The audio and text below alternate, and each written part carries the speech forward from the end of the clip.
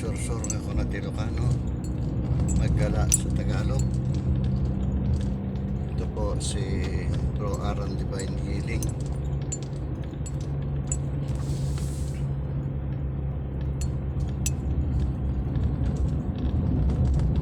Bukas po si Bro Aram Divine Healing nariyan po sa kanyang gamutan para na naman tugunan ng mga tungkulin na inyatang sa atin ng mahal na Panginoon. At dyan po ay aking gagampanan habang ako'y nabubuhay. Salamat po sa pagtangkilik ng Bro Aram Divine Healing at sa mga follower ng Bro Aram Divine Healing Facebook page, Nori Estrada at Norberto Estrada, yung Pornok Vlog. Salamat po sa inyong lahat.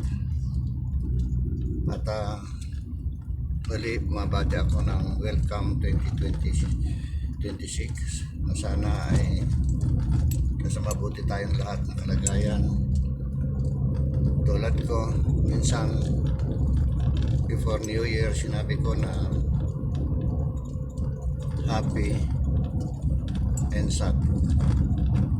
Yung pong happy, masaya ako dahil nakakakuha ako ng mga picture, mga views na talagang purpose ko ay makapag-vlog.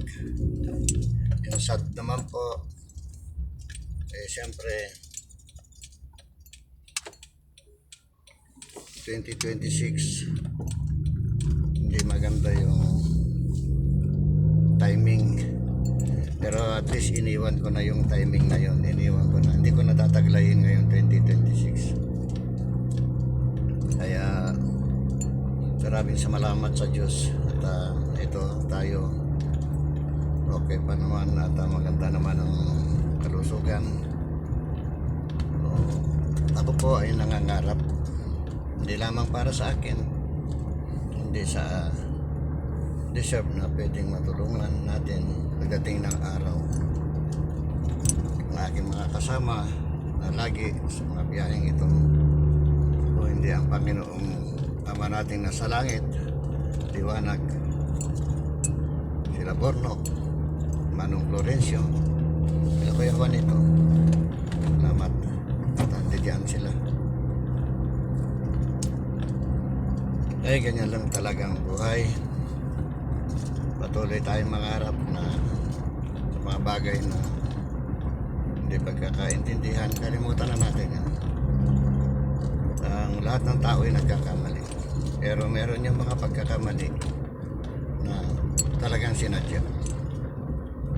Meron naman yung pagkakamali na parang aksidente lang, ganun. Pwede nating hingi ng tawad. Ika nga nila na pagkakamali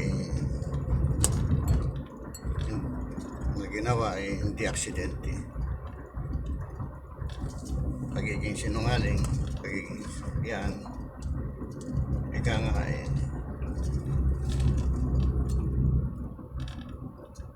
yan ang pinili mo. So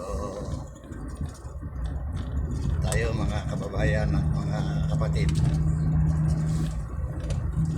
tayong pipi o tayong magsasalita ako'y nagkamali, hindi po, kasi yun pinili mo.